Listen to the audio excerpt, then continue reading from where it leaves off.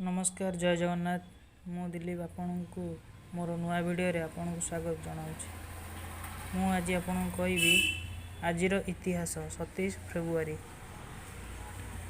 1940 मसीहा America रसायनविद matric कैमेन और साम रूबेरଙ୍କ द्वारा तेजस्क्रिय आइसोटोप कार्बन 14 आविष्कार होता।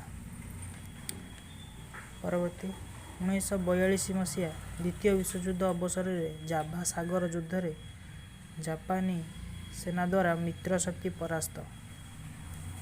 1991 मसीह गल्फ युद्ध अवसर में कुवैत मुक्ति नहीं अमेरिका राष्ट्रपति जॉर्ज बुशଙ୍କ घोषणा।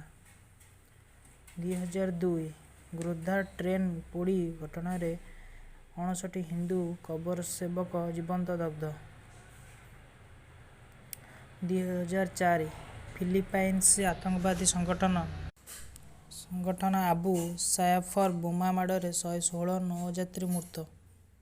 2010 चिलिका संगठित भूकंप 500 अधिक नागरिक मृत्यु।